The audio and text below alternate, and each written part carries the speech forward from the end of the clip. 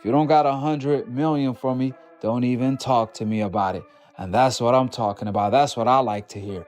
Basically, let me translate, because we know Crawford don't like to do too much trash talk. Where does Canelo go from here, Henry? He needs to rematch. If I'm Canelo, I want to rematch Terence Crawford. He got schooled, bro. He got outboxed, dude, by Terence Crawford. And I know that he's itching to get that one back. The first time he fought Triple G, he came back the second time, and he legit beat Triple G. Once in a lifetime fight. It doesn't need to be a rematch. I think Bud would do worse the next fight. He would put it on Canelo a little worse than that, because that style of fight, I don't think he beats someone like Terence Crawford. But if I'm Terence Crawford, of course I'll fight him again. But this time, I'm the A side. I think Terence Crawford is going to be more confident next time, knowing that I can punch with this guy. I can take his shot. I'm faster. He fought Canelo Alvarez. Yeah. He didn't do what the last two did, just run. He threw at him. You're not going to believe this, but Terence Crawford has officially agreed to a rematch with Canelo Alvarez on one condition that has already stunned promoters, frustrated fans, and left Turki Alalshikh in a tough spot. And yes, this condition is so extreme that it could make or break the entire fight. After weeks of rumors, quiet negotiations, and leaked reports from Mexican media, the rematch no one expected to see again is suddenly back in play. But Crawford refuses to step back into the ring unless the deal reaches a number most fighters won't earn in their entire careers. Here's the situation. According to several insiders and a now viral TV report, Canelo Alvarez has informed his team that a Crawford rematch is his top priority for 2026. He wants revenge. He wants his belts back, and he wants to erase what he considers the worst performance of his career. Crawford heard all this and dropped a single sentence that stunned the entire boxing world. Asterisk, if they don't give me 100 million. It's not happening. Asterisk, not 60, not 80, a full, non-negotiable $100 million. His trainer Bernie confirmed it. Crawford confirmed it. And now Turki Alalshikh has to decide whether he's willing to put 9 figures on the line for a rematch many fans didn't even find entertaining the first time. Terence Crawford is demanding Turki Alalshikh to give him $100 million in order for the Canelo rematch to go down. Now, there is a rematch clause going on between Canelo and Crawford. Obviously, everybody knows that, but if he's not going to get the $100 million, that I'm going to be honest with you, I think he truly deserves $100 million for everything that he has gone through in the sport of boxing. The $100 million, number one. But if he doesn't get it, all he has to do is just wait out the contract. There's terms in the contract. Now, in regards to terms, we don't know what the terms hold. I don't know if it's 6 months, a year, whatever the case may be. And if not, if they don't come up with an agreement to fight and Crawford doesn't get $100 million, if Canelo then decides not to fight him and decides to go somewhere else, then the contract is voided out. It's completely over and done with. And Crawford just can go about his business. But Crawford, stay on the $100 million. And on top of that, the fight should be in Omaha, Nebraska. I'm telling you, $100 million, and the fight should be in Omaha, Nebraska. Let me know in the comments what you think, y'all. This isn't trash talk. And it's not a rumor, this is the demand. People seem to forget that Crawford already defeated Canelo clearly. It wasn't controversial, it wasn't debated. Crawford outboxed him, controlled the timing, and made the supposed face of boxing look slow, drained, and unsure of himself. He did it after jumping up to weight classes and becoming the first male fighter in the 4-belt era to become undisputed in 3 divisions. Canelo lost. Crawford won. That's the reality. What was his power like? Have you been hit by anybody that strong before? I've been hit harder. No, in a real fight, not a sparring. In a real fight. Not Avanesian, but Mean Machine hit harder than Canelo, to me. To be honest. Terence. Congratulations. From Crawford's point of view, he has nothing left to prove. He doesn't need a rematch, and he doesn't need validation. He already made history. Before the fight, the Crawford-Canelo fight, and you had a Cavs hat on. This time you've got a GOAT hat on. Is that how you're feeling? I know it says Muhammad Ali, but is that how you're feeling about Bud's performance, about his whole career? Yeah, I'm definitely feeling that way, man. The GOAT. Greatest of all time, man. You gotta give it to him. You gotta give it to him. You gotta give it to his coaches. Not just me, Saul Red, Bernie, Chet, nutritionists. Everybody played a part. Canelo said he's way better than Mayweather. What do you think to that? Who, Terence? Yeah. Oh, of course. Of course he is. If Canelo wants redemption, Crawford wants compensation $100 million. With no discounts, no favors, and no legacy pricing, he wants what he believes his performance is worth. And honestly, in an era where Jake Paul is earning heavyweight level paydays, Crawford isn't holding back from naming his price. Double fake to your left. Double fake to your right. Double fake to your left. Hugh. Put your hand on your heart now, top. Step back, rhythm. Step back, rhythm. Rhythm, y'all. Still got some abs. Double fake, double fake. Double fake. Turki Alalshikh isn't just a promoter, he's the most influential figure in boxing today. He single-handedly revived the heavyweight division, unified rival promoters, and made once impossible matchups a reality. He has the money, the pull, and the long-term vision to make any major fight happen. And he knows a Crawford-Canelo rematch would draw massive global attention. This fight will not happen if we are not involved as Gia, Riyadh season, Saudi Arabia. This is truth. Because even with what the relationship with Netflix, and we are very happy about it, still this fight costs more and more. Canelo wants redemption, Mexico wants redemption, and Crawford wants a payday big enough to walk away from the sport forever. If there's any promoter on the planet capable of cutting a $100 million check, it's Turki Alalshikh. But here's the twist. Insiders say the first fight didn't deliver the kind of action needed to justify that kind of price tag. The original matchup was labeled technical, smart, and tactical, but not thrilling. Fans expected a war and ended up watching a chess match. And that's where the risk comes in. A whole lot of confusion online about why you gave them belts back. People really think you got them belts and you were supposed to keep them and you gave them back. Belts is like a trophy, you know, so of course, after the fight, we get the belts. We get to take pictures with the belts, but them his personal belts. I'm gonna get my own personal belts. Well, we gotta return the belts. So the respect that I have for him, just like I have for Spence, you know, just like I have for any other champ that I took their belts from, I personally wanted to give the belts back to Canelo. You know, that's a sign of respect. So, you know, I'm looking for him. I'm like, hey, you know, where Canelo at? They're like, oh, he in the press conference. They didn't want to let me in at first because they thought that we was trying to, you know what I mean, be on bullshit or whatever the case may be. So I like, hey, man. I like, man, open the door, man. I'm trying to give him his belts back. Like, I can come by myself because, you know, I was with everybody and they was just like, all right, you know what I mean? We don't want y'all trying to come in here and bombard his press. I said, I wait, you know what I mean? Like, it's all respect, you know, and I just, you know, told him, thank you again, you know what I mean? This is like a sign of respect. I want to be the one to give you your belts back because, you know, you didn't have to fight me, and it's just, you know, a sign of respect. That's one thing I've always respected about you, bro, is like, you know, you are a competitor, but when you win, you don't disrespect nobody. You don't try to, you know, drag nobody through the mud. Like the same thing with Spence, you know, all the talk that was had and all the stuff that was said, not just from him, but just fan bases. You could have easily did that, you know, and been like, I told y'all. And you did do that, but it wasn't in a disrespectful way. And you probably could have celebrated more and you didn't, bro. So I respect that about you. You know when to be a competitor and when to be a man and say, hey, you know, I've done enough. Let's be honest, many fans and analysts think a rematch isn't needed at all. Crawford already figured Canelo out, took his belts, and cemented his place in history. I believe they have a rematch clause. I'm not sure exactly. I mean, I'm sure there's some kind of wording because Canelo doesn't enter a fight without some kind of wording in terms of a rematch clause.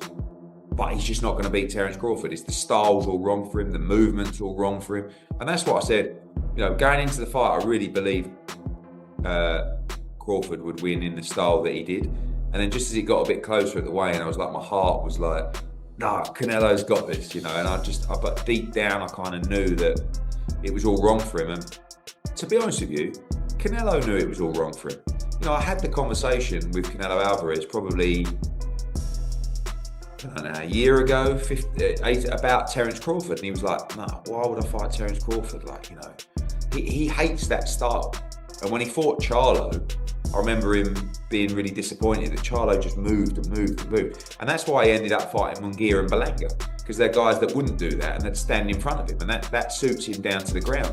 Anyone that's got movement like Skull, like Crawford, like, you know, he really struggles against. And when he was a bit younger and fresher, he could probably get away with it and cut it off, and, you know, but then you see guys like Bivol and, you know, Crawford and these guys beat him because of that movement. And I don't know what he does again. I mean, you know, the biggest money fight out there for him is the rematch with Crawford. And most importantly, Canelo didn't show anything in their first fight that suggests he could beat Crawford in a second one. The size advantage didn't matter. The power didn't matter. The experience didn't matter. Crawford was simply the superior fighter. You know what? Sometimes you try and your body cannot go, right? That's my frustration. Maybe I can figure out Crawford, but my body cannot go anymore. So I try it, but my body just not let me go. Promoters are facing a straightforward question. If the first fight wasn't thrilling and the second could play out the same way, why risk $100 million? Especially considering Crawford is already 38 and not known for explosive brawls. That price tag is massive. Like, if you look at Floyd's resume, it's much deeper than Crawford's. And Floyd was faster and he had a better defense and all that stuff. But Floyd picked and chose when he fought guys, especially once he left lightweight. He wiped out the junior lights, bring him. Lightweight, he jumps up to Jose Luis Castillo first thing. A lot of people think he lost the first fight, then I didn't, but then he won the rematch. But once he left lightweight, he was careful about when he fought guys. So even though his resume is deeper with names, people remember, yeah, but he didn't want it with certain dudes at certain times. Crawford, we all witnessed, even though the resume is thin in certain ways, he wanted it with everyone the whole time. Oh, yes. That makes a difference to... Here's where it gets interesting. Canelo's legacy is built on being the face of boxing, the fighter who takes on every challenge, wins the big fights, and dominates entire divisions. Crawford disrupted that. The loss didn't just impact his record, it shook his identity.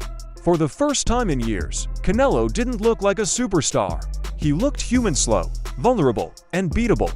I would love to see the rematch. I think in the rematch, if he comes back with the hunger that he needs, he could beat Crawford. Because Crawford, you know, is very talented, but I think Canelo could beat him. Canelo's strong, man. Canelo's strong. Canelo could take a good punch. So I think he could just go and don't respect his punch and throw punches even though you're gonna get hit. But don't give up. Keep going until you hit him. Reports indicate that Canelo told his team he can't accept ending his career with Crawford as the final mark on his record. He wants redemption, he wants his belts back, and he wants the world to see that he can still beat the elite. His motivation is undeniable. I beat this guy, it's his excuse, I beat this guy, you know, he's too young or whatever. So I'm never really gonna give my full respect until afterwards. Yes, you know, it's a lot of people that's changing their narrative, like, man, y'all watching something great right now and we not appreciating it. And it's sad to say that we waking up at the tail end of his career. You know, we really didn't realize it until now when he's like doing extraordinary stuff, like going up 2 weight classes to fight the best fighter in that division, the #1 guy that's the face of boxing, you know. And the way that I handled that, people like, oh man, something had to be wrong. Canelo had to be washed, or Canelo just wasn't in it. I see people saying, oh, Turki paid for Canelo to lose, you know. So I just think, you know, when you that much better than the competition, you know, people not going to give you credit until they sit down and look at it and just be like, man, that dude was good. But the question is it worth $100 million? Crawford isn't the hungry underdog anymore. He has every belt, every accolade, every historic achievement. He has nothing left to prove. And he also has other options fights with Gironinis, David Benavidez, Gervonta Davis, middleweight champions, or even just retiring. Would you consider going back down to 154 and face Gironinis, the guy who prepared Canelo Alvarez for this fight? Nope. I ain't going down 154. Crawford could easily walk away from boxing and never look back. But a rematch with Canelo could be his final fight and the biggest payday of his career. I think Crawford took it way more serious than Canelo, which is kind of weird because, you know, the amount of money that Canelo was making. And I know all these people say, oh, yeah, you know, talking shit about Canelo. I'm not talking shit about him. He just didn't look like he really prepared 100%.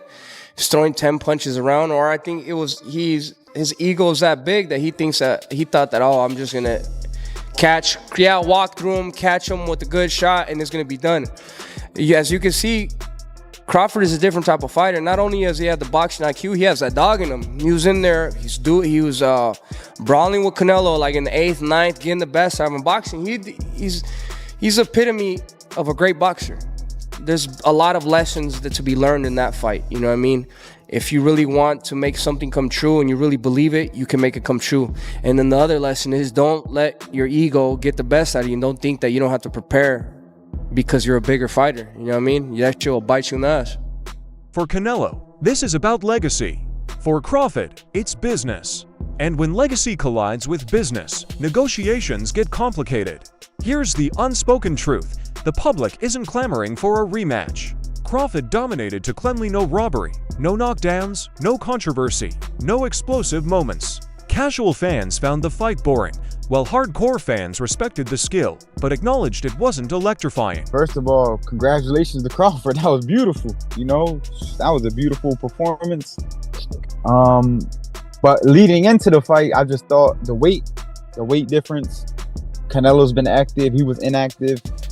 I knew it would be close, but I thought Canelo would just be a little bit stronger, and you will see the difference in the punches. Just like I thought he would back him up a little bit, but Crawford did a good job with just using that jab, putting his punches together and using his angles. I think that was the most important. I think that's what he did the best. I feel like easy to say, but I feel like if Canelo would have used his jab a little bit, it would have made it. It would have been. I think he would have did way better. I feel like he was just loading up too much. I feel like if he just used his jab a little bit more and just try to put his punches together without power, he's a natural puncher, he would have did a lot better, but he was loading up. So Crawford was just blocking it and coming back with 3 soft touches. It looked like he wasn't even putting on behind it. He was just touching him the whole fight. And he just boxed him. It was just a beautiful performance. To justify a 9-figure fight, promoters need massive global demand. Right now, that demand is lukewarm at best. The first fight underperformed in hype, and the second could do the same. A $100 million payout might not make financial sense, which makes Crawford's condition even tougher to swallow. But here's the twist. Crawford knows exactly what he's doing. By asking for $100 million, he's essentially saying, asterisk, if you want me to risk my belt at 38 against a younger, stronger fighter seeking revenge, you better pay more than anyone ever has. Asterisk, he's not being greedy, he's being strategic. And in boxing, strategy is everything. If Turki Alalshikh meets Crawford's demand, and the rematch happens, it will send shockwaves through the sport. It will show that fighters can control negotiations, legacy fights still carry weight, and stars can command blockbuster paydays. Boxing would be entering a new financial era if Turki refuses and the rematch collapses. That sends a different message. Promoters won't overpay for slow fights. Legacy bouts could be replaced with exciting new talent. And the Crawford style won't draw massive numbers. Boxing is shifting toward performance-based paydays. Either way, the sport changes. Canelo has already told his team he wants the rematch. He didn't like losing, didn't like being outclassed, and didn't like how the fight looked on a global scale. He's also under a 4-fight deal with Turki. And this rematch fits the blockbuster identity big networks crave. Canelo, he wants to get that fight back because, well, number one, it's a somewhat advantageous matchup at 168 for him, and there's not many other matchups at 168 for Canelo right now that offer him any sort of advantages. We'll look at the first fight, and the things that plagued Canelo were essentially the things that plague him against most boxers. His flat feet, his lack of movement, his lack of volume. He couldn't get to Terence. He was overextending. He was getting caught with with counter shots as he overextended. So what would be different if they fought again? The only thing that I could see that Canelo may be able to do some different things with, you would have to fight Terence Crawford like he fought Sergey Kovalev at 175. That's genuinely what he would have to do. He'd have to be lighter on his feet, he'd have to throw more combinations, and he'd have to be quicker with his... But Canelo has to confront a harsh reality. Crawford is older, smarter, and hungrier than he anticipated. Meanwhile, Canelo hasn't looked like his peak self in years. Another loss could seriously damage his legacy. Crawford did his thing. He looked good. He looked good. He looked strong. He carried the weight well. I mean, he looked good. Can't say nothing bad about it. Were you a little bit shocked about, how he beat him? Were you a little bit shocked how he beat him? Even because he went up 3 weight classes. Were you just surprised?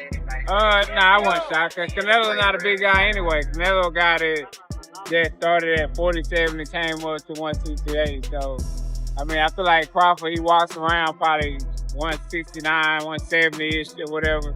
So I feel like it was kind of easy for him to make the weight, and he looked good. He handled it well. Darryl, question for you.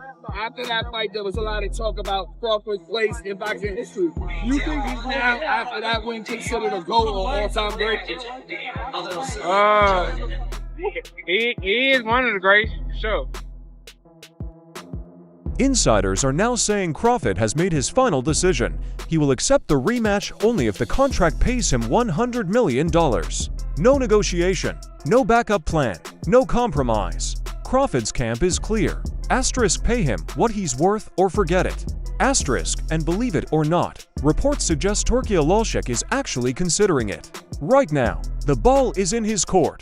Canelo wants the fight. Crawford wants it for a price. The boxing world is divided, but one thing is certain, the rematch will only happen if Crawford's strict demand is met. If Turki signs the check, it could become the biggest financial gamble in boxing history. Fans, what do you think? Is Crawford worth $100 million? Should Turki approve the rematch? Will Canelo get revenge or suffer an even bigger defeat?